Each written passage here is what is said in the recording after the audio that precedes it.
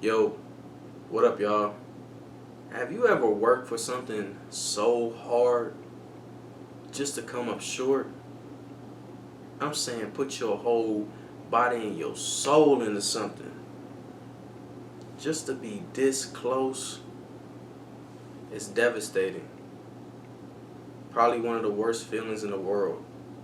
Just to put in all that effort and still fall short. So, back in my sophomore year of high school, towards the end, towards the summer, me and my wrestling coach, Coach Burnham, started putting in major work. I mean, going to any camp possible, going to any tournament possible, and I was rolling. Like, I was winning a lot of these tournaments. I was wrestling some of the best competition that could be offered, and I was doing good. I was winning way more than I was losing, and I felt good going into my junior year. Even into my junior year, during football season, right after football practice, I would go to the wrestling room and we would put in some more work. So I was doubling down on work. Then we roll into the season. So throughout the season, I was doing pretty good, like winning way more than I was losing. I think I ended up like 29-7, something around that area. But I felt good. So we go into districts. I place at districts. Then we go into regionals. I place at regionals.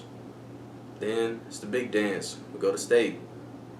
So I was like, yo, if there's any time, it's now. I'm so primed to win this state championship. I put in so much work. I went to all the tournaments, went to all the camps, put in those extra hours of practice when nobody else was practicing.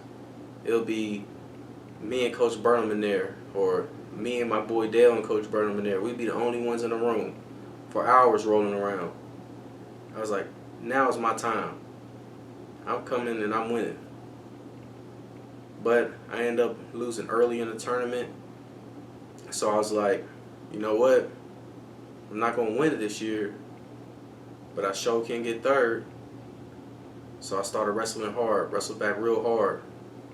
Won a few matches, then I ended up losing again. Went to the 7th and 8th place match. And I was like, you know what? I can't get third this year, but I sure can get 7th. So the match came up. I was wrestling this dude hard. Probably the most effort I put into a match that far into my career. But I still came up short.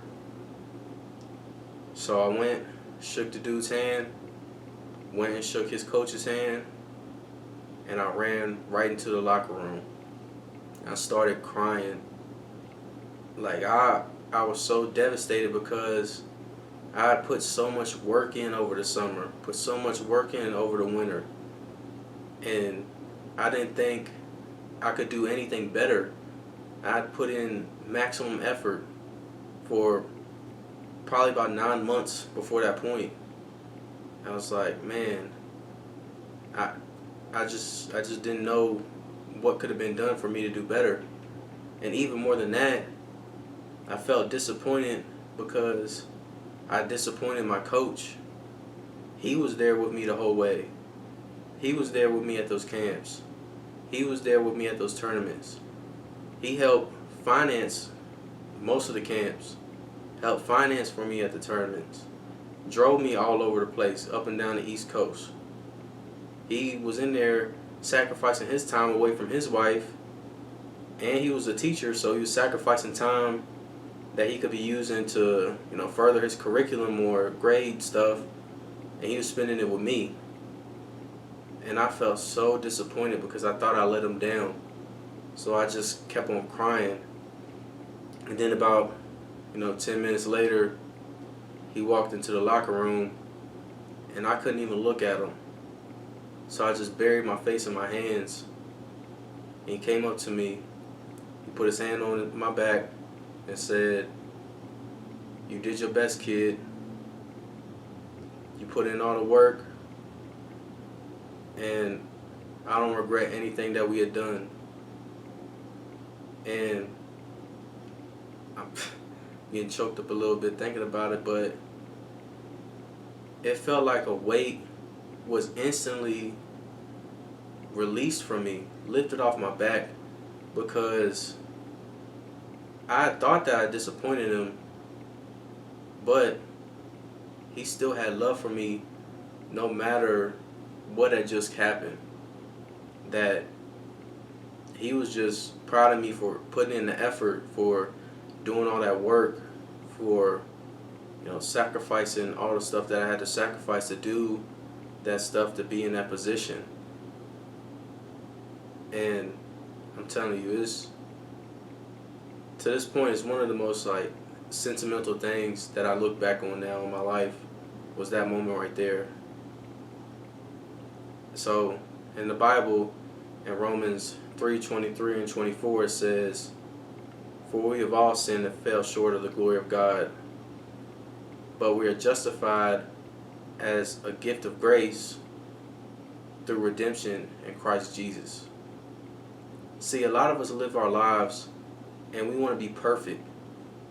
We concentrate so much on being perfect that when we stumble, it's devastating.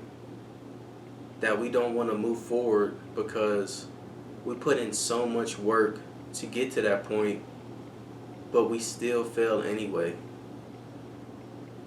But Jesus still loves us no matter the stumble.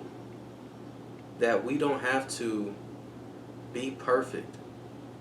That we can still have faults and flaws. We can still have moments of weakness and not be out of His good grace forever. Much like, Coach Burnham, even though he had put so much time and effort and money into me, and I still fell short, but he still loved me at the end of the day because of the work that I put in, because of the bond that we had built, because of the relationship that we had. So I encourage you, it doesn't matter if you fall, it doesn't matter if you stumble, just get up, keep moving forward. Don't be stuck in that place just because you thought, man, I've been reading my Bible, or man, I haven't been hollering at girls like I used to, or man, I haven't been in these streets, or any of that stuff. Continue on your journey. Don't be stuck in that place. But anyway, I love y'all. God bless.